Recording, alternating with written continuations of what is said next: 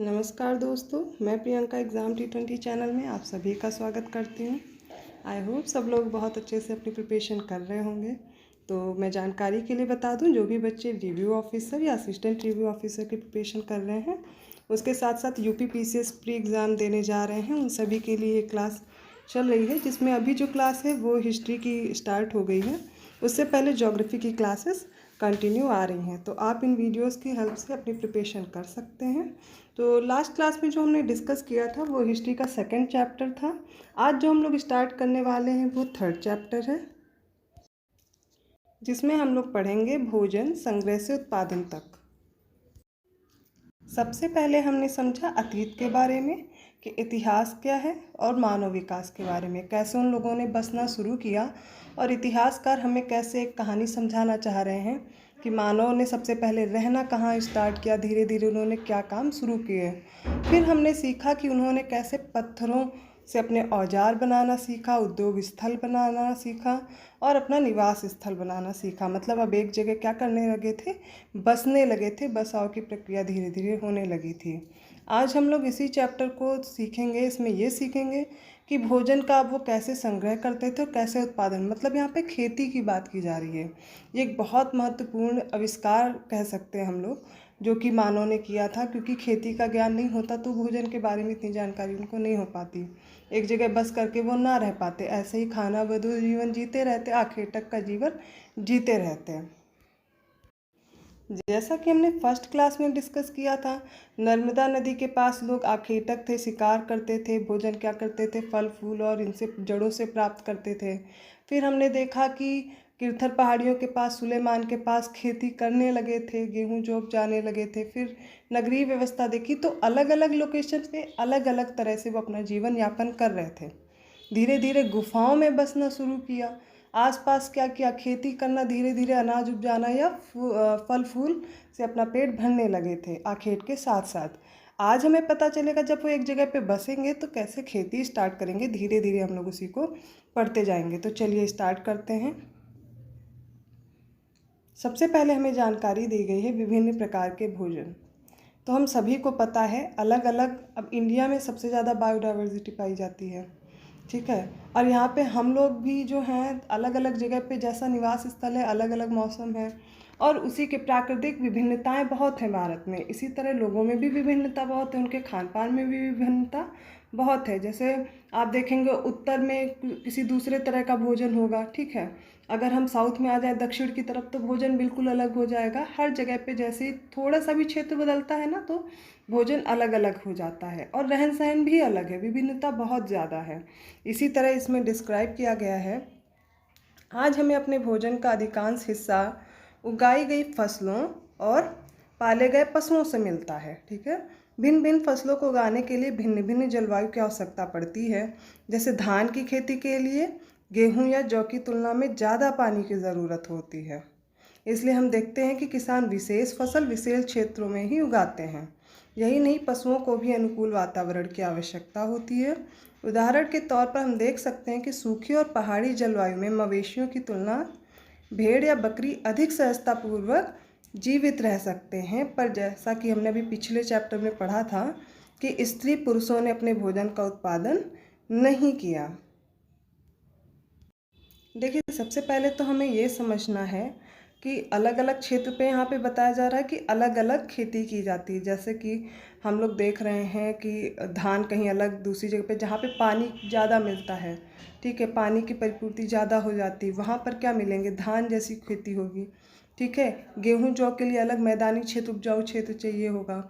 जैसे कि अब हम देखेंगे सरसों के लिए अलग तरह का क्षेत्र चाहिए होता है। कपास के लिए हम लोग महाराष्ट्र वाले रीजन में आ जाते हैं, वहाँ पर क्योंकि रेगुर या फिर काली मिट्टी, वहाँ पे अलग तरह का इन्वायरमेंट है, वहाँ पर अलग तरह की खेती की जाती है। तो भिन्न भिन्न जगह पे अलग अलग प्राकृतिक विषमताओं के आधार पर अलग अलग खेती की जाती है, ठीक है।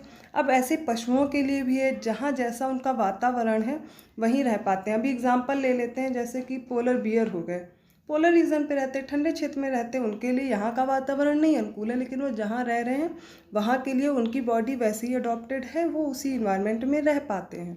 ठीक इसी तरह यहाँ पर भी एग्जाम्पल दिया गया है कि जैसे सूखी और पहाड़ी जलवायु में मवेशियों की तुलना में क्या है, भेड़ या बकरी अधिक सहजतापूर्व से रह पाते हैं। ठीक है, तो हर लोकेशन पे अलग अलग तरह का रहन सहन देखा जाएगा, पशु अलग अलग मिलेंगे और अलग अलग तरह के क्षेत्र में अलग अलग खेती कृषि की जा सकती है। अब सबसे पहले हमने पढ़ा है कि स्त्री पुरुषों ने अपने भोजन का उत्पादन हमेशा नहीं किया है। ठीक है, पहले भी हम जैसे पिछले चैप्टर में पढ़े, क्या खेती तो नहीं कर रहे थे स्टार्टिंग में, फल फूल पे निर्भर जरूर थे, जहाँ मिल गया वहाँ पे रुके, जहाँ पे उनकी ख़त्म हो गया वो सोर्स तो आगे बढ़ गया, कहीं और ढूंढा उन्होंने, आखेट भी किया, साथ में फूल और फल इकट्ठा भी किए, जड़ों से उन्होंने अपना भोजन प्राप्त किया। अब खेती और पशुपालन की शुरुआत कैसे हुई इस चैप्टर में हम लोग सीखेंगे। देखिए, आप लोग के दिमाग में मैं एक स्टोरी डालते चल रही हूँ जिससे आपको इजी हो समझना, रटना ना पड़े। आप पिछली क्लासेस उठा करके देखेंगे तो उसमें जब आप चैप्टर्स पढ़ रहे होंगे तो आपके दिमाग में 2-3 बार जब मैं बोलूँगी तो खुद ब खुद आपको याद हो जा रहा है। अगर आप साथ में शॉर्ट नोट्स बनाते चल रहे हैं तो आपको सिर्फ एक बार रीड करने की ज़रूरत है, आपको कभी नहीं भूलेगा। पर प्रैक्टिस ज़रूरी है, आपको बार बार पढ़ना ही पड़ेगा, अदरवाइज़ कोई ऑप्शन नहीं है। एक बार सुन रहे हैं, एक एक दो दो बार मुझसे सुन रहे हैं, बाद में आप एक बार रीड कर लीजिए, दोबारा आपको पढ़ने की ज़रूरत नहीं पड़ेगी, लेकिन बीच बीच में आपको रिवीजन ज़रूर करना है। तो साथ में नोट्स बनाते चलिए। अब जो टॉपिक है खेती और पशुपालन की शुरुआत हुई कहाँ से, तो दुनिया की जलवायु बदलती रहती है, हमें पता है। आप सभी लोग मुझे कमेंट करके बताइए जलवायु और मौसम में क्या डिफरेंस है। ठीक है, साथ ही लोग जिन वनस्पतियों और पशुओं का भोजन के रूप में इस्तेमाल करते थे वे भी बदलते रहे। लोगों का ध्यान कुछ बातों की ओर गया, जैसे कि खाने योग्य वनस्पतियाँ कहाँ कहाँ मिल सकती हैं, बीज कैसे अपनी डंठल से टूटकर गिरते हैं, गिरे बीजों का अंकुरण और उनसे पौधों का निकलना आदि। यहाँ पे हम लोग समझते हैं कि लोग बहुत टाइम एक जगह रुकने लगे, जब धीरे धीरे गुफाओं में या उद्योग स्थल बनाने लगे तो उन्होंने ध्यान दिया होगा कि जहाँ पर जिस तरह का मौसम है या जलवायु है जैसी, वहाँ पर उस तरह की वनस्पतियाँ उगती होंगी और उन वनस्पतियों में फूल भी आते होंगे समय समय पर, फिर उनसे फल बनता होगा, फिर बीज भी बनता होगा, अगर बीज गिरा तो नया पौधा भी निकला होगा। ये प्राकृतिक चीज़ें हैं और चलती रहती, कुछ में ज़्यादा समय लगता है और कुछ में कम समय लगता है, लेकिन जब एक जगह बसे हुए हैं लोग तो कुछ समय में कुछ ना कुछ तो परिवर्तन देख रहे होंगे। और इन्हीं परिवर्तन पे, क्योंकि मानव का मस्तिष्क कुछ तो वो सोचने समझने की क्षमता थी उनके पास अच्छी खासी थी अदर जो जानवर हैं उनके कंपेयर में, तो सीखा तो होगा मनुष्य ने किसी भी तरह से। इसी तरह उन्होंने पौधों की देखभाल करनी शुरू कर दी होगी, क्योंकि उनसे उनको भोजन मिल रहा है। पहले उन्हें क्या लगता होगा, अब एक जगह सोर्सेस खत्म हुए आगे बढ़ गए, अब वो सीख पा रहे हैं कि इसी से दूसरा पौधा बन रहा है और इस पौधे से नया कुछ निकल रहा है, फल फूल जिसकी भी उन्हें आवश्यकता है, जड़ की है या फल की है, वो उन्हें उससे मिल रहा है, कुछ के बीज की उन्हें आवश्यकता है। धीरे धीरे उन्होंने सीखा होगा। चिड़िया और जानवरों से पौधों की सुरक्षा की होगी ताकि वे ठीक से बढ़ सकें और उनके बीज पक सकें। इस प्रकार धीरे धीरे वे कृषक बन गए होंगे। अब देखिए, पहले से ही वो कृषक नहीं थे, ठीक है, उन्होंने क्या किया होगा, धीरे धीरे ही सीखा होगा, धीरे धीरे ये प्रोसेस किया। जब एक जगह रुके उसी प्रोसेस को हमने क्या बोल दिया कि वो लोग कृषि कर रहे हैं, कृषक बन गए हैं। बहुत लंबा समय इसमें लिया होगा उन्होंने। इसी तरह लोगों ने अपने घरों के आसपास चारा रखकर जानवरों को आकर्षित करके उन्हें पालतू बनाया होगा। सबसे पहले जिस जंगली जानवर को पालतू बनाया वह कुत्ते का जंगली पूर्वज था। ये पॉइंट नोट कर लीजिए आप लोग कि जिस जंगली जानवर को उन्होंने पालतू बनाया वो सबसे पहले कौन सा था, कुत्ते का जंगली पूर्वज था। धीरे धीरे लोगों ने भेड़, बकरी, गाय, सुअर जैसे जानवरों को भी अपने घरों के नज़दीक आने के लिए उत्साहित किया होगा। अब या तो जानवरों को किस लिए यूज़ करते होंगे, अपनी सुरक्षा के लिए, और वो आखेट जीवन जीते थे तो मांस की भी तो ज़रूरत थी, तो कुछ ऐसा ही उन्होंने सोचा होगा। ऐसे जानवर झुंड में रहते थे और ज़्यादातर घास खाते थे। अक्सर लोग अन्य जंगली जानवरों के आक्रमण से इनकी सुरक्षा किया करते थे और इस तरह धीरे धीरे वो पशुपालक बन गए होंगे। पिछली क्लास में एक चीज़ हमने और पढ़ी थी, आग का आविष्कार, ठीक है, वो भी कम नहीं था। खेती और आग का आविष्कार भी एक बहुत बड़ी चीज़ है। जिस तरह हम खेती को मान रहे हैं उसी तरह आग भी, आग से उन्होंने बचना तो सीखा जानवरों से, लेकिन हर वक्त तो जानवर से नहीं बच सकते थे। तो उन्होंने जब देखा होगा कि कोई खा रहे हैं तो पास में कोई जंगली जानवर आके, से कुत्ता ही हो गया, वो आपस में पास में आकर के बैठता होगा, धीरे धीरे समझ गए होंगे कि पालतू प्रवृत्ति का इसको पास में रख सकते हैं, फिर उसको किसी न किसी से सुरक्षा मिली होगी इस जानवर से। तो ये समझ गए होंगे कि धीरे धीरे हम इन जानवरों को क्या करते हैं, अपने पास रखना शुरू करते हैं। और क्योंकि ये मांसाहारी नहीं है, हमारे लिए खतरा नहीं है, शाकाहारी हैं, तो इनसे हमें कोई नुकसान भी नहीं होगा और ये अपने खेतों की और बाकी जगह की सुरक्षा कर पाते होंगे। अब यही क्वेश्चन पूछा गया कि क्या तुम बता सकती हो कि सबसे पहले कुत्तों को ही क्यों पालतू बनाया गया होगा, तो मैंने ये बात आपको समझाई है। अब बसने की प्रक्रिया के बारे में देखिए एक शॉर्ट नोट दिया गया है।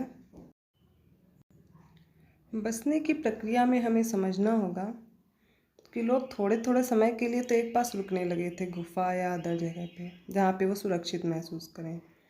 लेकिन बस कैसे गए, एक जगह पे उन्होंने रहना ही क्यों स्टार्ट किया, ये समझाना चाह रहे हैं हम ये एनसीईआरटी के ज़रिए से। तो लोगों द्वारा पौधे उगाने और जानवरों की देखभाल करने को बसने की प्रक्रिया का नाम दिया गया है। मतलब वो जहाँ पर एक जगह रह करके अपने निवास स्थल के पास पौधे उगा रहे हैं और साथ में जानवर भी रख रहे हैं, ठीक है, उनकी देखभाल भी कर रहे हैं, इसको बसने की प्रक्रिया बताया गया है। ये पॉइंट आप नोट कर सकते हैं, ठीक है, स्टेटमेंट याद भी कर सकते हैं। अपनाए गए ये पौधे तथा जानवर अक्सर जंगली पौधों तथा जानवरों से भिन्न होते थे। इसकी वजह यह है कि बसने की प्रक्रिया की दिशा में अपनाए गए पौधों या जानवरों का लोग चयन करते थे। उदाहरण के तौर पर लोग उन्हीं पौधों तथा जानवरों का चयन करते हैं जिनके बीमार होने की संभावना कम हो। यही नहीं, लोग उन्हीं पौधों को चुनते हैं जिनसे बड़े दाने वाले अनाज पैदा होते, साथ ही जिनकी मजबूत डंठलें अनाज के पके दानों के भार को संभाल सकें। ऐसे पौधों के बीजों को संभाल कर रखा जाता है ताकि फिर से उगाने के लिए उनके गुण सुरक्षित रह सकें। अब बताया जा रहा है कि जो बसने की प्रक्रिया में पौधा या जानवर जो जिनका भी उन्होंने चयन किया था, वो सब क्या थे, डिफरेंट थे। जो जंगली पौधे या जानवर थे उनसे कुछ ना कुछ अलग थे। वो क्यों थे, क्योंकि वो भी ऐसे ही जानवर या ऐसे पौधों का चयन करेंगे जो उनके लिए लाभदायक हों, बड़ा दाना हो, अनाज ज़्यादा पैदा हो, फल अच्छा हो, बीज भी अच्छा हो, आगे वो फिर से दोबारा, उन्होंने देखा होगा ना कि बीज गिरने से दूसरा नया पौधा निकल रहा है, तो उन्होंने क्या किया, बीज को संभाल के रखना भी शुरू किया होगा कि ऐसे बीज हम उगाएंगे और फिर से नए पौधे निकलेंगे और ये वाला ज़्यादा अच्छा अनाज है, तो उन्होंने कंपेयर करना भी सीखा होगा। उन्हीं जानवरों के आगे प्रजनन के लिए चुना जाता है, उन्हीं जानवरों को जो आमतौर पर अहिंसक होते हैं। इसलिए हम देखते हैं कि पाले गए जानवर तथा कृषि के लिए अपनाए गए पौधे जंगली जानवरों तथा पौधों से धीरे धीरे भिन्न होते गए। देखिए, जो जंगली जानवर थे उनमें भी तो विकास हो, उन्होंने पालतू बनाना शुरू किया तो हिंसा कम हुई, अहिंसक होते गए जानवर।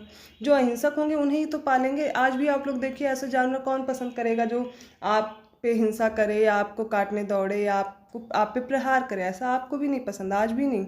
तो पहले टाइम में भी तो लोगों को डर रहता था ना जानवरों से, जंगली जानवरों से, तो वही जानवर उनके पास रहेंगे जो उन्हें सुरक्षा भी दें और उनके लिए हिंसक ना हो, क्योंकि छोटे बच्चे भी होते होंगे पास में, महिलाएं भी होती होंगी, तो उससे बचने के लिए उन्होंने ऐसा सोचा होगा, ऐसे जानवरों को पाला होगा। और धीरे धीरे इवोल्यूशन आपने पढ़ा है और नहीं भी पढ़ा है तो बायोलॉजी में इवोल्यूशन होता है, धीरे धीरे क्या होता है कि बदलाव आते हैं जीवन में, तो जंगली से धीरे धीरे पालतू बनना भी जानवरों में शुरुआत हुई होगी।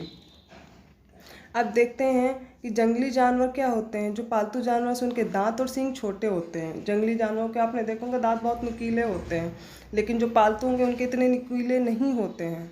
जैसे ये चित्र दिया गया है, देख लीजिए। अब इस चित्र में हम लोग क्या देखने पा रहे हैं, तो जो जंगली और पालतू दो तरह के दांत दिए गए हैं किसी सुअर के। अब जो नुकीले होंगे वो जंगली के होंगे और जो पालतू वाला हो उसके इतने नुकीले दांत नहीं होंगे या उसके नाखून इतने नुकीले नहीं होंगे चीर फाड़ के लिए। तो जैसा जैसा जानवर उन्हें चाहिए था वैसे उसे पालतू बनाना शुरू किया और वैसे ही रहन सहन उन्होंने स्टार्ट किया।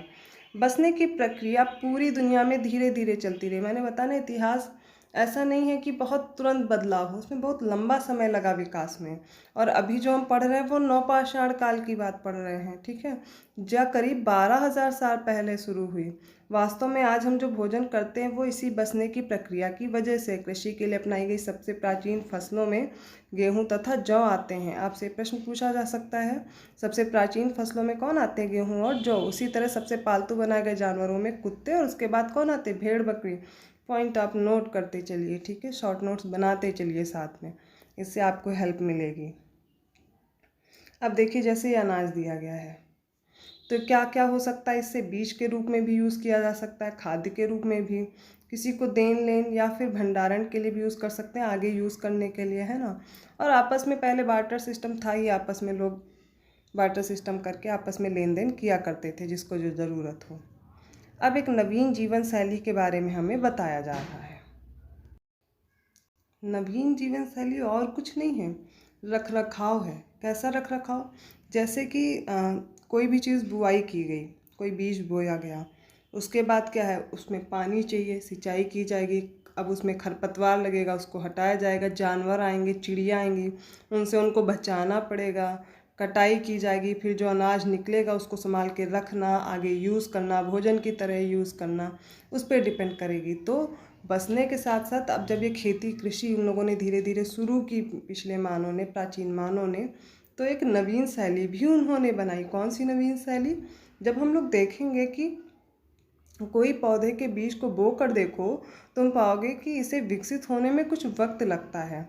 अब इसमें कुछ दिन, कुछ महीने या फिर साल भी लग सकता है। इसलिए जब लोग पौधा उगाने लगे तो उनकी देखभाल के लिए उन्हें एक ही जगह पर लंबे समय तक रहना पड़ा था। लंबे समय तक रहने लगे तभी तो उन्होंने बसना शुरू किया। बीज बोने से लेकर फसलों के पकने तक पौधे की सिंचाई करने, खरपतवार हटाने, जानवरों और चिड़ियों से उसकी सुरक्षा करने जैसे बहुत से काम शामिल थे। कटाई के बाद वे अनाज का उपयोग बहुत संभाल कर करना पड़ता था। अनाज को भोजन और बीज दोनों ही रूप में बचा कर रखना आवश्यक था, इसलिए लोगों को इसके भंडारण की बात भी सोचनी पड़ी होगी। बहुत से इलाकों में लोग फीड के बड़े बड़े बर्तन बनाए होंगे, टोकरियाँ बुनी या जमीन में गड्ढा खोदा। ठीक है, कुछ ना कुछ तो उन्होंने ट्राई किया होगा। पहली बार में ज़रूरी नहीं वो एग्जैक्टली वही चीज़ें हो गई हों। उन्होंने भंडारण के लिए पहले कोई और ऑप्शन ढूंढा होगा, धीरे धीरे फिर उन्होंने क्या टोकरी बना के देखा होगा। कोई ना कोई तो वो ऐसा उपकरण बना रहे थे जहाँ पे स्टोर कर सके, क्योंकि उन्हें लंबे समय तक खाना भी है और अगली बार उसे बीज को बोना भी है, क्योंकि वो आप प्रोसेस समझ चुके हैं कि नया पौधा कैसे उगाना है और क्या क्या क्या चीज़ें हम खा सकते हैं। ठीक है, अब इतना तो नवपाषाण काल का मानव समझ ही चुका था, क्योंकि एक लंबा प्रोसेस पूरा पाषाण मध्य पाषाण तक हो चुका है, जिसमें मानव सीख चुका है आगे की चीज़ें। आग की भी उसने खोज कर ली है। तो अब क्या कर रहा है? कृषि कर रहा है, बसने की प्रक्रिया कर रहा है। जानवर, चलते फिरते खाद्य भंडार। ठीक है, जानवर बच्चे देते हैं जिससे उनकी संख्या बढ़ती है। अगर जानवरों की देखभाल की जाए तो उनसे संख्या तो बढ़ती ही है, साथ ही उनसे दूध भी प्राप्त हो सकता है जो भोजन का एक अच्छा स्रोत है। यही नहीं, जानवरों से हमें मांस भी मिलता है। दूसरे शब्दों में पशुपालन भोजन के भंडारण का एक तरीका है। देखिए, अब आप सोच रहे होंगे भोजन का भंडारण और यहाँ कृषि, इससे क्या लेना देना है? बिल्कुल है। देखिए, कृषि और जो पशुपालन है वो साथ में एक दूसरे के पूरक हो जाते हैं। कैसे? अब इन्होंने उगाया कोई चीज़, पेड़ पौधे लगाए, खेती करना स्टार्ट किया, साथ में जानवरों को भी पास में पाला, तो उनके भोजन के लिए एक और स्रोत क्या बन गया? दूध बन गया। प्लस मांस भी तो खाते थे साथ में, सिर्फ अनाज पे तो डिपेंडेंट थे नहीं। जैसा उस समय का समय था, मानव मांस खाता था, मांसाहारी था, तो उससे उनको मांस भी मिलता था। अब पशुपालन के साथ साथ अब वो क्या कर पा रहे थे? भंडारण कर पाते। क्यों? क्योंकि वो साथ में उनके पास एक और सोर्स था भोजन का, तो उनका जो ये खाद्य भंडार बन सकता था, बीजों को या अनाज को वो सुरक्षित रख सकते थे, भंडार करके रख सकते थे, क्योंकि उनके पास दूध का भी सोर्स है और अब मांस भी वो पा सकते हैं। अब देखना है कि आरंभिक कृषकों और पशुपालकों के बारे में हमें क्या जानकारी यहाँ से मिलती है। तो कुछ जगह को पुरातत्वविदों ने बताने की कोशिश की है कि कुछ ऐसे साक्ष्य मिले हैं, ये पूरे उपमहाद्वीप में पाए गए हैं। इनमें सबसे महत्वपूर्ण पश्चिमोत्तर क्षेत्र में, आधुनिक कश्मीर में और पूर्वी तथा दक्षिण भारत में पाए गए हैं। ठीक है, कुछ साक्ष्य के बारे में इतिहासकार हमें बताना चाहते हैं, पुरातत्वविद। वास्तव में ये निर्दिष्ट स्थान कृषकों और पशुपालकों की बस्तियां थीं या नहीं, इसे जांचने के लिए वैज्ञानिक खुदाई में मिले पौधों और पशुओं की हड्डियों के नमूनों का अध्ययन करते हैं। इनमें सबसे रोचक जले हुए अनाज के दानों के अवशेष हैं। देखिए, बाकी चीज़ें बची हुई इतना कोई ज़रूरी नहीं है, लेकिन जैसे कहीं कहीं राख मिल गई, जले हुए अवशेष मिल गए, तो इससे पता चल जाता है कि वो क्या करते होंगे। ऐसा लगता है कि ये गलती से या फिर जानबूझकर जलाए गए होंगे। ठीक है, वैज्ञानिक इन अनाज के दानों की पहचान कर सकते हैं। इस तरह हमें पता चलता है कि उपमहाद्वीप में विभिन्न भागों में बहुत सारी फसलें उगाई जाती रही होंगी। वैज्ञानिक विभिन्न जानवरों की हड्डियों को भी पहचान कर सकते हैं। नीचे एक हमें तालिका दी गई है जिसमें क्या क्या अवशेष मिले हैं वो है, और कौन से पुरा स्थल से मिले हैं। ठीक है, ये हमें दिखाया गया है। आई होप आपने अगर मैपिंग की है तो आपको इंडिया के बारे में तो अच्छे से, अपने भारत के मैप के बारे में पता होगा। नहीं पता है तो आप मैप ज़रूर देखिए, मेरी पिछली क्लासेस आप ले सकते हैं, उनसे सीख सकते हैं। मैप में आप लोकेशन देखना ज़रूर शुरू कीजिए तो आपको याद रहेगा। अब इस लिस्ट को हमें याद करना है, ठीक है। 2-3 बार मेरे से सुनोगे और फिर एक बार रिवाइज कर लोगे, पूरी तरह याद हो जाएगी। और मोस्ट इम्पॉर्टेंट लिस्ट है आपके लिए, याद तो करना ही पड़ेगा, ठीक है। मेहनत कीजिए तभी सिलेक्शन होगा। चलिए, तो पहली लिस्ट जो है ये है, इसमें दिया गया अनाज और हड्डियाँ और किस पूरा स्थल से हमें प्राप्त हुई हैं। चलिए देखते हैं। तो पहली जो जगह है वो मेहरगढ़ है। अब ये कहाँ पड़ता है? पाकिस्तान में। वहाँ क्या है? मेहरगढ़ नाम की जगह। वहाँ पर क्या क्या मिला है? गेहूँ, जौ, भेड़, बकरी और मवेशी। क्या क्या अवशेष मिले हैं मेहरगढ़ से? गेहूँ, जौ, 2 चीज़ें, जानवरों में भेड़, बकरी और मवेशी मिले हैं। दूसरा जो इम्पोर्टेंट प्लेस है वो उत्तर प्रदेश में है। आपका जो उत्तर प्रदेश है वहाँ पर कोल्डीवा नाम की जगह से, ठीक है, वो पूरा स्थल है कोल्डीवा नाम से। वहाँ पर क्या क्या मिला है? चावल मिला है, जानवरों की हड्डियों के टुकड़े मिले हैं। चावल और जानवरों की हड्डियों के टुकड़े कहाँ मिले? कोल्डीवा से मिले हैं। मेहरगढ़ से क्या मिला? गेहूँ, जौ, भेड़, बकरी और मवेशी। अब महागढ़ा है, ये भी यूपी में ही है। यहाँ से भी चावल के साक्ष्य मिले हैं, मवेशी और मिट्टी पर खुरों के निशान मिले हैं मवेशियों के। फिर एक जगह है गुफकराल, जो अब कश्मीर में है, ठीक है, आधुनिक कश्मीर की जगह। यहाँ से गेहूँ और दलहन, गेहूँ का एक और साक्ष्य कहाँ मिला? मेहरगढ़ से। और दलहन का गुफकराल से मिला है, गेहूँ और दलहन का। बुरजहोम, ये भी आधुनिक कश्मीर में है। यहाँ से क्या क्या मिला है? गेहूँ, दलहन, कुत्ते, मवेशी, भैंस, भेड़, बकरी। इसको बहुत अच्छे से याद रखिए। यहाँ से गेहूँ और दलहन, गेहूँ और दलहन 2 जगह मिला, गुफकराल और बुरजहोम, आधुनिक कश्मीर में है दोनों जगह। दूसरी चीज़ क्या मिली यहाँ पर? कुत्ते, मवेशी, भैंस, भेड़, बकरी। भेड़, बकरी और हमें मेहरगढ़ पाकिस्तान वाला एरिया, वहाँ से भी मिले हैं। अब आगे देखेंगे, अगला प्लेस है चिरान, ठीक है, आधुनिक बिहार में पड़ता है। यहाँ से गेहूँ मिला है, हरे चने मिले हैं, जौ मिला है, भैंस और बैल मिले हैं, ठीक है। हल्लूर, जो आधुनिक आंध्र प्रदेश में है। यहाँ से ज्वार, बाजरा, मवेशी, भेड़, बकरी और सुअर। देखिए सुअर सिर्फ यहाँ से मिल रहा है, कहाँ पर? आंध्र प्रदेश में हल्लूर वाली जगह से। प्लस ज्वार बाजरा भी यहाँ पर मिल रहा है। मवेशी ज़्यादातर आपने जगहों पर देखा है। फिर से एक बार रिपीट कर दे रही हूँ, अच्छे से आप लोग नोट भी कर लीजिए। गेहूँ, जौ, भेड़, बकरी, मवेशी मेहरगढ़ से, आधुनिक पाकिस्तान से मिला है। चावल, जानवरों की हड्डियों के टुकड़े, कोल्डीवा, आधुनिक उत्तर प्रदेश से मिला है। चावल, मवेशी, मिट्टी पर खुर के निशान, महागढ़ा से मिले हैं, ठीक है। चावल देखिए यूपी से मिल रहा है दोनों जगह, तो याद करने में थोड़ा इजी रहेगा, रिलेट करिए। फिर जानवरों की हड्डियों के टुकड़े मिले कोल्डीवा से, और मवेशी के खुर के जो निशान है वो महागढ़ा से मिल गए। अब जो गुफकराल और बुरजहोम है ये आधुनिक कश्मीर में दोनों जगह हैं, तो यहाँ पर गेहूँ, दलहन दोनों में कॉमन है। बट जो बुरजहोम है वहाँ पर क्या? कुत्ते, मवेशी, भैंस, भेड़, बकरी भी मिल रही है, इसके अवशेष मिले हैं। चिरांद आधुनिक बिहार में है। यहाँ पर गेहूँ मिलेगा, हरे चने मिलेंगे, जौ मिलेगा, भैंस और बैल मिलेंगे। हल्लूर, जो आधुनिक आंध्र प्रदेश में, यहाँ से ज्वार, बाजरा, मवेशी, भेड़, बकरी और सुअर मिलेंगे। एक और प्लेस हमें देखना है, पय्यमपल्ली नाम की जगह है आधुनिक आंध्र प्रदेश में। यहाँ से काला चना मिला है, ज्वार, बाजरा। देखिए आधुनिक आंध्र प्रदेश में जो हल्लूर, पय्यमपल्ली दोनों जगह पे देखिए ज्वार और बाजरा मिला है, ठीक है।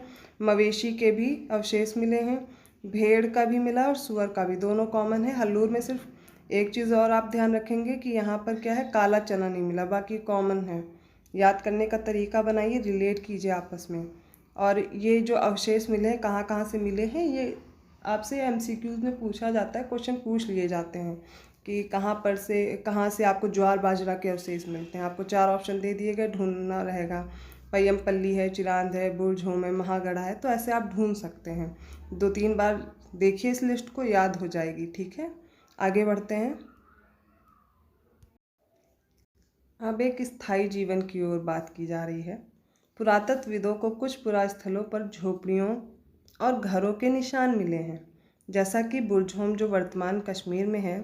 लोग गड्ढे के नीचे घर बनाते थे जिन्हें गर्तवास कहा जाता है। कैसे उन्होंने मतलब गर्तवास बनाया होगा? सोचो, गुफा में रहना शुरू किया, धीरे धीरे उन्हें समझ में आया कि वो जगह उनके लिए सेफ है, तो कुछ ऐसा ही दिमाग लगाकर उन्होंने गर्तवास बनाया होगा।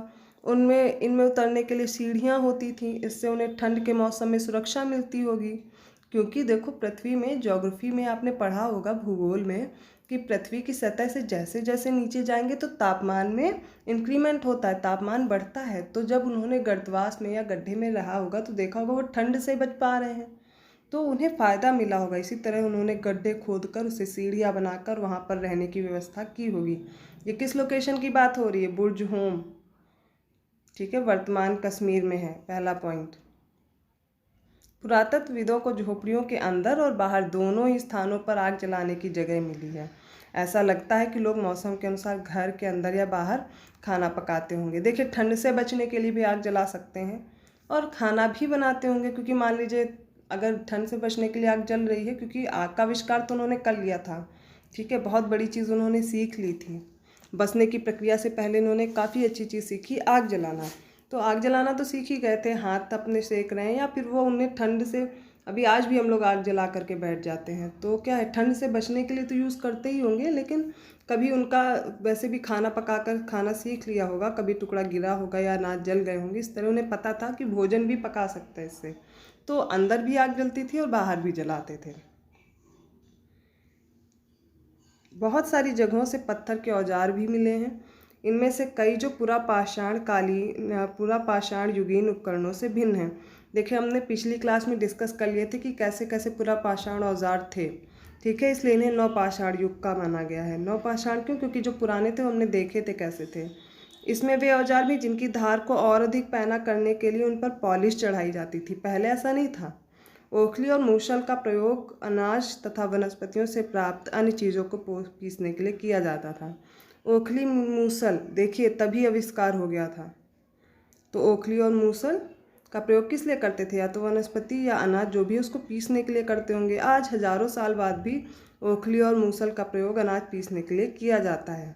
उसी तरह प्राचीन प्रस्तर युगीन औजारों का निर्माण और प्रयोग लगातार होता रहा। कुछ औजार और हड्डियों से भी बनाए जाते थे।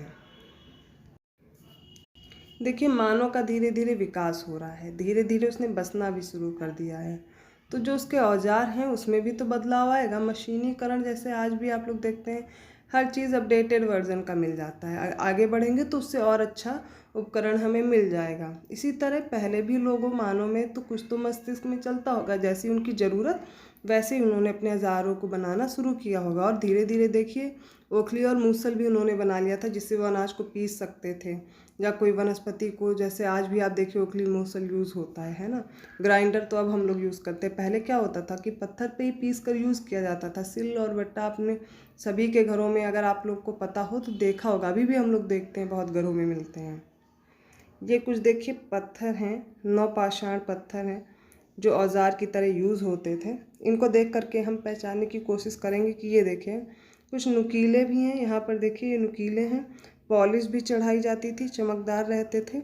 उसी तरह अपने उपयोग के अनुसार वो लोग यूज़ करते थे। नवपाषाण युग के पुरास्थलों से कई प्रकार के मिट्टी के बर्तन मिले हैं, कभी कभी इन पर अलंकरण भी किया जाता था। बर्तनों का उपयोग चीज़ों को रखने के लिए किया जाता था। देखो ऐसे पात्र कुछ मिले हैं वहाँ पर, तो इनसे हमें क्या पता लगता है कि बसने की प्रक्रिया हुई।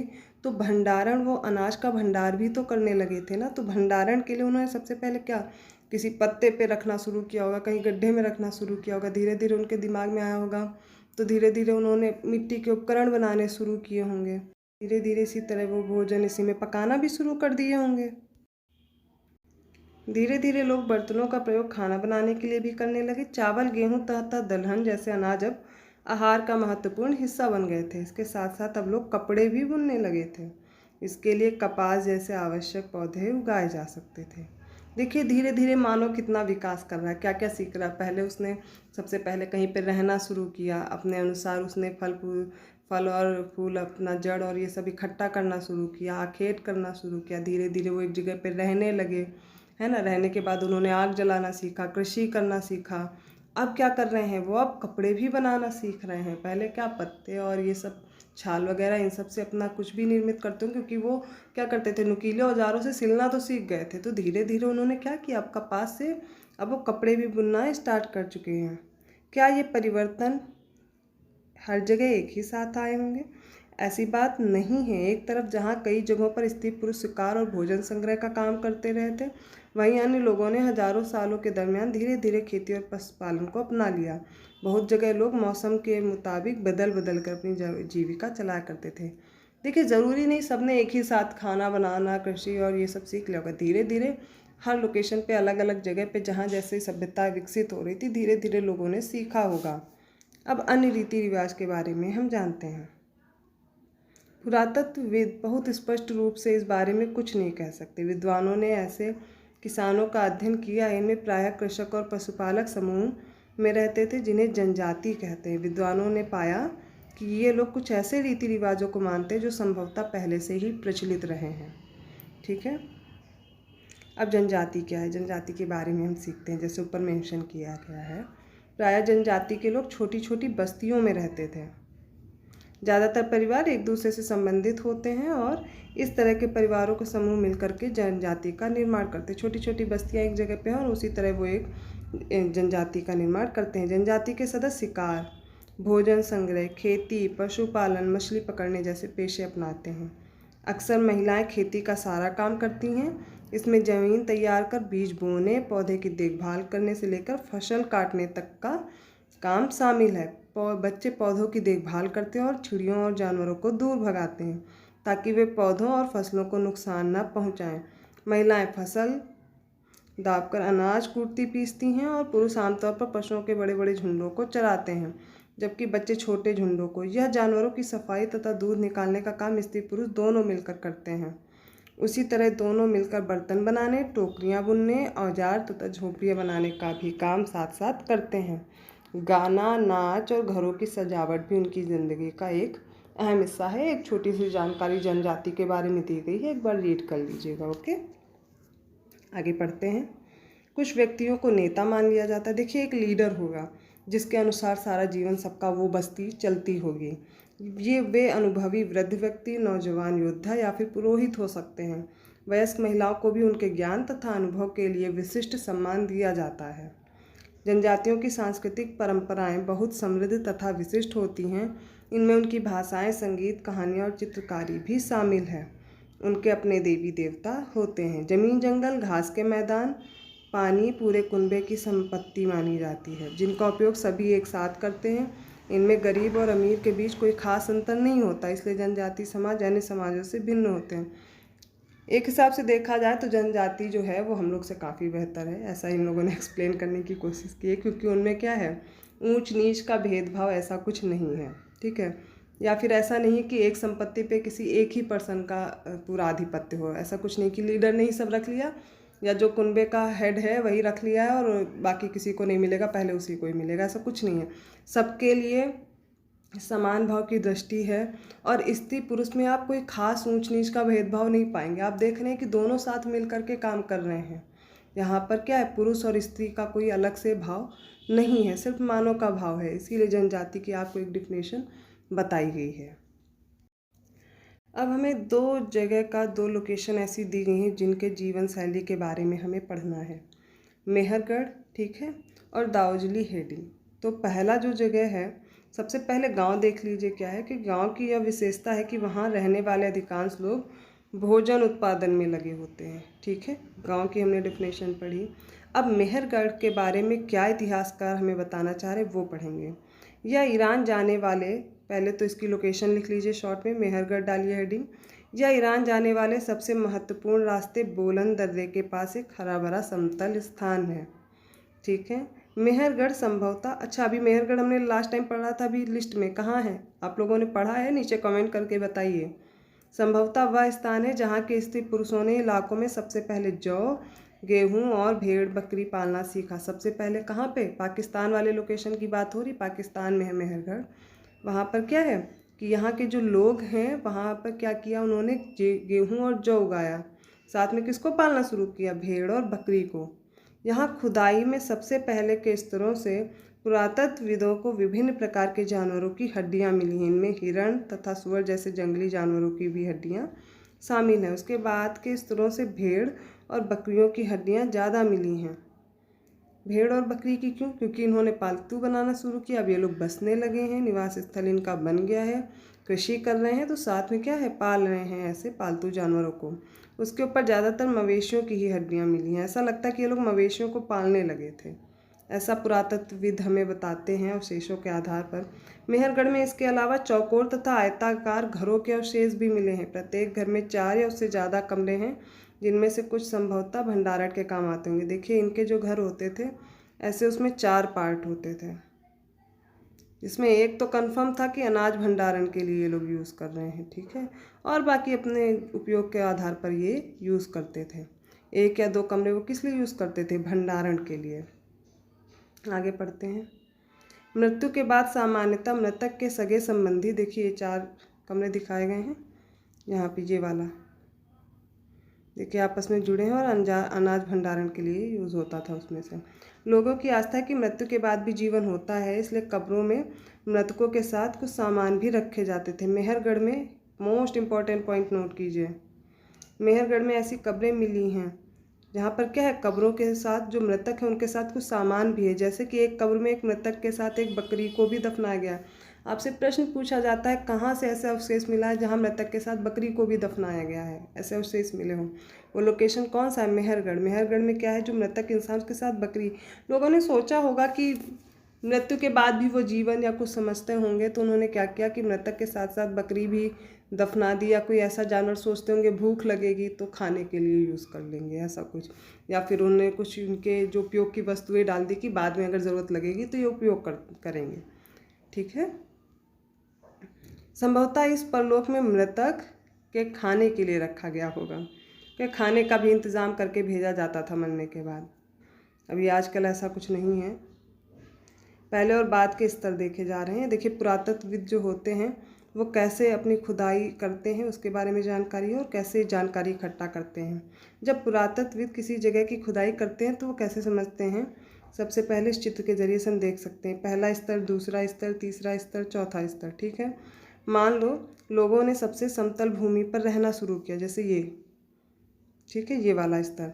आमतौर पर लोग जहाँ रहते हैं घर टूटने पर दोबारा वहीं घर बना लेते। टूटे फूटे सामान और कूड़ा करकट भी घरों के आसपास जमा होते रहते हैं। इन कारणों से बस्ती की ज़मीन धीरे धीरे ऊंची रहती है, फिर सैकड़ों सालों के बाद वहाँ एक टीला बन जाता है।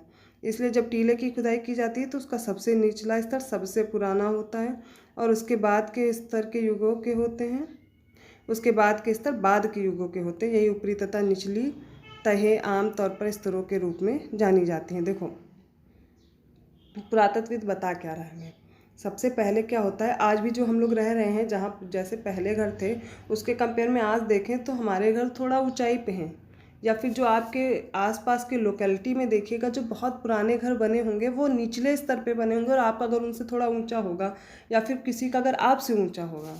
तो क्यों होता है? जब सबसे पहले लोग बसना शुरू करेंगे, मान लीजिए ये ज़मीन है, ठीक है, इस ज़मीन पर अगर लोगों ने बसना शुरू किया तो सबसे पहले तो इस वाले पार्ट में रहे। अब यहाँ पे मान लो घर गिर गया, कुछ भी हुआ, नुकसान हुआ, अब ये चीज़ है यहाँ पर, ये क्या हो, यहाँ पे उसकी पटाई होगी। अब दूसरी अगर कोई घर बसेगा, कुछ बनेगा तो इसके ऊपर वाले लेयर पे बनेगा, फिर इसके ऊपर और सबसे ऊपर। तो इस तरह से क्या होता है, एक टीला बन जाता है, टीला का निर्माण हो जाता है। इस टीले का क्या करते हैं, इसी की खुदाई करके हमें अलग अलग सभ्यता के बारे में पता चलता है। तो ये सबसे नया होगा सबसे ऊपर, दूसरा स्तर क्या होगा, उससे पुराना होगा, ये उससे पुराना और उससे सबसे पुराना, निचला स्तर सबसे पुराना युग होता है। इस तरह पुरातत्वविद खुदाई से हमें जानकारी दे पाते हैं, और उन्हें जो अवशेष मिलते हैं उसी के आधार पर वो जानकारी देते हैं। आगे पढ़ते हैं हम लोग। अब जो दूसरा लोकेशन है वो दाउजली हेडिंग का है, ठीक है। देखिए आप सभी लोग मैप पे ज़रूर इन लोकेशंस को देखते रहिए तो याद रहेगा। अगर आपको कोई भी परेशानी आ रही है तो आप मुझे कमेंट करके बताइएगा, मैं मैप पे सारे लोकेशन आपको एक बार में लर्न करा दूँगी। तो दाउजली जो हेडिंग है, यह पूरा स्थल कहाँ पर है, चीन और म्यांमार की ओर जाने वाले रास्ते में ब्रह्मपुत्र की घाटी की एक पहाड़ी पर है, ठीक है। या खरल और मूसल जैसे पत्थरों के उपकरण यहाँ से मिले हैं। मोस्ट इम्पॉर्टेंट पॉइंट यहाँ पर नोट कीजिए। पहले तो लोकेशन कहाँ पे है, या चीन और म्यांमार की ओर जाने वाले रास्ते के ब्रह्मपुत्र घाटी के पास है, और यहाँ से खरल और मूसल के उपकरण मिले हैं। देखिए खरल और मूसल कुछ इस टाइप का उपकरण होता है, इसमें मूसली होती है जो कूटने उटने के काम आती है। अभी आजकल हम लोग देखते हैं खरल और मूसल कुछ इस टाइप का एक उपकरण होता है, और इसी में ओखली होती है जो कूटने का काम किया जाता है इसमें। साथ ही यहाँ से जेडाइट पत्थर भी मिला है, संभवतः यह पत्थर चीन से आया होगा। तो इससे हमें क्या पता चलता है कि आपस में इन लोग का लेन देन भी होता था, एक दूसरे की सभ्यता के बारे में जानते थे, ये जानते थे एक दूसरे को। संभवतः इसके अतिरिक्त इस पूरा स्थल से काष्ठास्म का मतलब है प्राचीन लकड़ी जो सख्त होकर के पत्थर बन गई हो, कि औजार और पत्थर भी मिले हैं।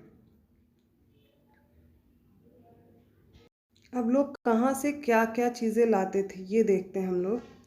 तो तुर्की को हमें ढूंढना है, तुर्की वाला लोकेशन भूमध्य सागर के पास देखिएगा मिलेगा। और ज्योग्राफी की क्लास आप लोग लेते रहिए तो लोकेशन ऑब्वियस सी बात है आप लोग को क्लियर होता रहेगा। नवपाषाण युग के सबसे प्रसिद्ध पुरास्थलों में चाताल युग तुर्की में है। जो चाताल युग है वो कहाँ पे? तुर्की में है।